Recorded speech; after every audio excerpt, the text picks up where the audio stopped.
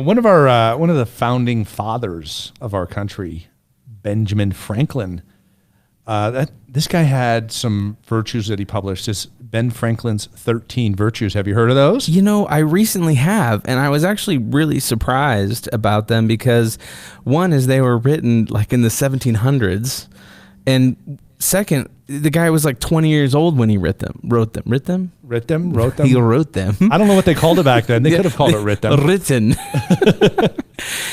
So he wrote these virtues when he was 20 years old, and I was just surprised at how relevant they are still to this day. Oh, they're amazing. I mean, I was reading them as well. Obviously, we're talking about them on the podcast today, but it's so cool. And yeah, Ben Franklin, just a little bit of history on the guy. He was born in 1706. So when he wrote these at 20 years old, it was 1726. So the U.S. wasn't really around yet. It's crazy. He was in Pennsylvania, which he became the 6th president of Pennsylvania, which is quite interesting because that was in 1785. He was an inventor. He was kind of an enlightenment type person. Did a lot with the community. He was called a American polymath. One of the founding fathers of the United States.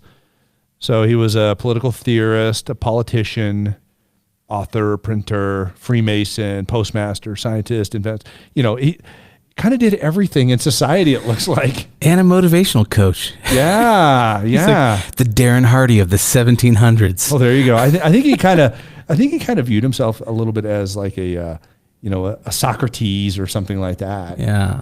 But philosopher. But well, let's get into these 13 virtues. It's interesting when you start reading through these. One is the language that was used.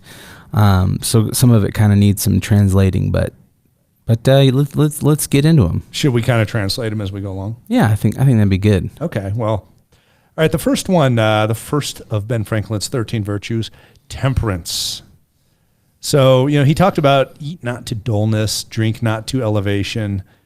And I think it's interesting because, this first one is really about not overindulging in food or drink, which I think some of us can learn from.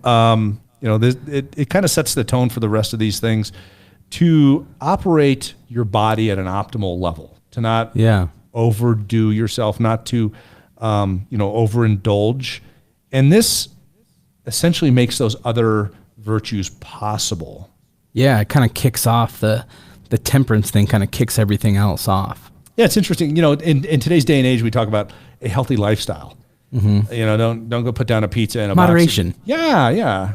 Have some water, whatever it is. Don't end up on the floor sloppy drunk.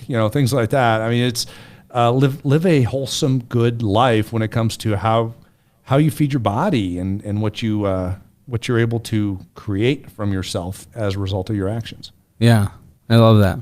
So, all right, the next one, silence. I love this. So this is about the importance of listening and organizing yourself into that old that adage that Jim Rohn pushed so much about being the average of the 5 people you spend the most time with, because you listen to those people. So this is about being silent in their presence and learning from them.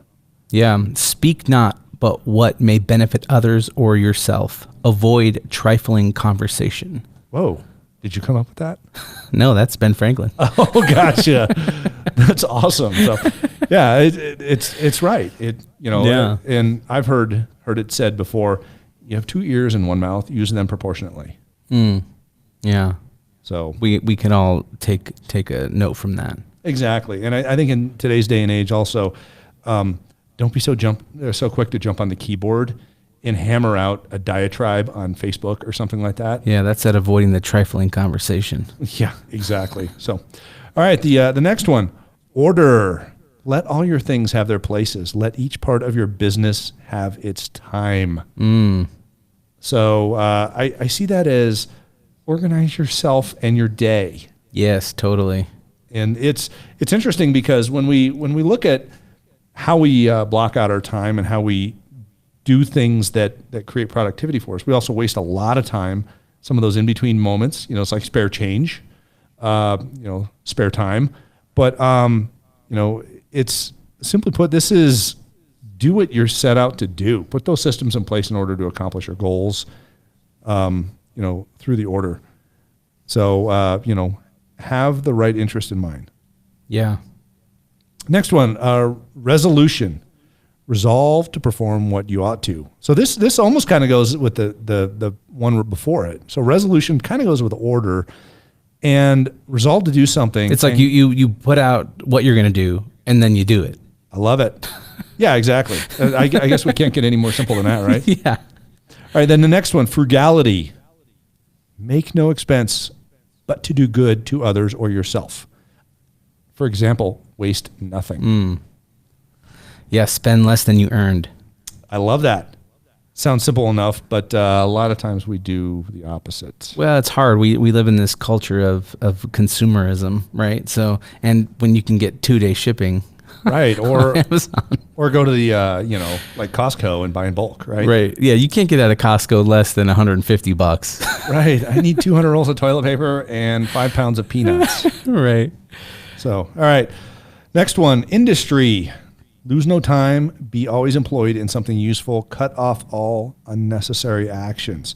So I really, related to frugality, time is money. Ben Franklin believed that, being ever useful was a key to success. And I completely agree with that. And this goes back to really, a lot of our philosophy of give as well. Mm-hmm. So, be useful, be valuable. Yeah. So the next one, sincerity. Use no hurtful deceit. Think innocently and justly, and if you speak accordingly. Wow, this should be part of the rules of Facebook. Yeah. Don't gossip. Don't spread rumors. Don't be deceitful. Yeah, this is great. I mean, it's great. This is from his role as a printer. It's essential virtue. Think before you speak and speak the truth. Wow. I wish more people lived to that. Yeah, we've kind of lost some of that in today's day and age. And a lot of times, people start confusing information with truth. Mm-hmm. Well, there's no, and two, there's no repercussion, right, for trolling somebody, for lack of a better word, especially when you can just do it from behind the keyboard. Yeah, the keyboard bullies, right? Yeah. All right, next one, justice. Wrong none by doing injuries or omitting the benefits that are your duty. So, basically live life by doing what is right. And we often focus too much on ourselves. It's important to also see how your actions impact others. So, be a good person. Yeah. Try not to do harm to anybody else. Yeah, exactly. All right, next one, moderation. Avoid extremes. Think about where you're at, and forbear resenting injuries so much as you think they deserve. What does that mean? Well, it means everything should be balanced and engaged in moderately. Really. Yeah. And, the extremes are rarely the answer. I agree in pursuing excellence. Yeah. And, achieving mastery and things like that. But that doesn't come from, going to extremes on things. For instance, you don't sit down and see how much you can eat. You don't go into the gym and see how much you can lift. And you don't try and push somebody you're doing business with to see how much you can sell them. You're about creating moderation and creating consistency in your life so that you can have repetitive success. Yeah, the whole keeping things in balance as far as, even something that's good could be bad, right? Yep. As a business person, if you're pursuing something to such an nth degree that you're isolating your family or, your friends or whatever that may look like, your relationships start to suffer, right? Yep. Yeah. I think, reasonable would be another word you could use here for moderation. So, yeah. How about the next one? I like this. Kind of a clean person myself. Cleanliness. It's, he obviously has not ridden on an airplane lately. Look in that seat pocket in front of you. Yeah. Kind of gives you the chills, doesn't it? Yeah, when we know about your traveling habits with disinfectants. Oh, yeah.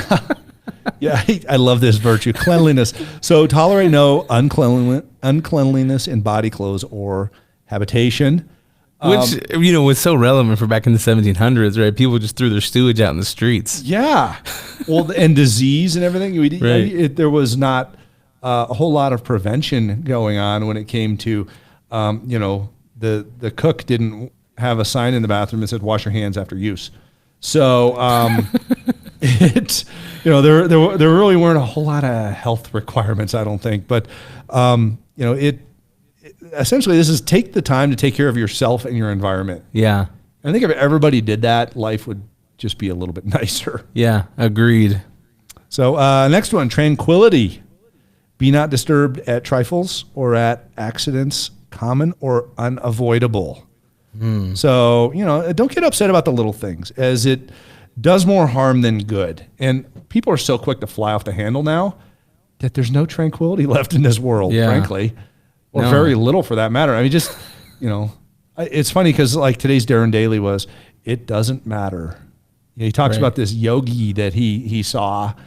And that was, one of the things the guy said, there'd be a problem and he would say, it doesn't matter. Mm-hmm. And you almost kind of have to look at a lot of things in life and think that and address the things that really do matter, but don't let these little things get to you. Yeah. Yeah. I think there's an old proverb that says something to the effect of like, as it concerns with you, try to stay at peace, with everybody. Exactly. Yeah. So next one, societal statement here, chastity. Not going to dig too deep in this other than be smart and careful, I think. Yeah. So, it's don't be that guy, right? That's right. So, all right. And then the last one, humility. And really he had a simple way of putting this, imitate Jesus and Socrates. Last but not least is humility here. So we need to keep our pride in check and not be overconfident in ourselves or our actions. We need to practice humility with each other. It's okay to say, I'm sorry. I apologize. I was wrong on that. It's okay to not be right. And so many people dig in their heels and they plant their flag and they won't accept changing their mind or exploring other viewpoints. And what we need to do is we need to both embrace humility and humbleness, as well as accept the fact that people are going to use humility and humbleness. As a result, we can move on from things and get past them and be great people together. And I mean, who doesn't love a humble person? Right. In fact, I have in my office, stay hungry, stay humble, which I think is a strong statement in society today. Yeah, I think that's awesome. Well, why don't we wrap this thing up with a Benjamin Franklin quote? Okay. Well, here, I've got a good one for you here.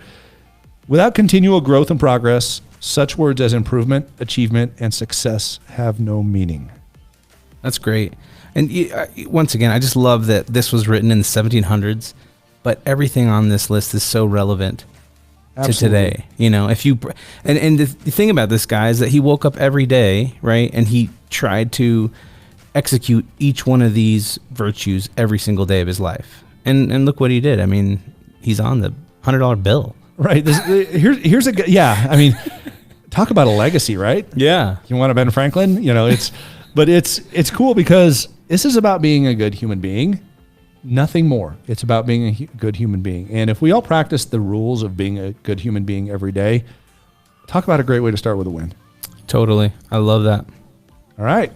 Ladies and gentlemen, thanks for spending time with us today and our special guest, Benjamin Franklin, and his 13 virtues written back in the 1720s. Some amazing rules for life and certainly a great way to start with a win.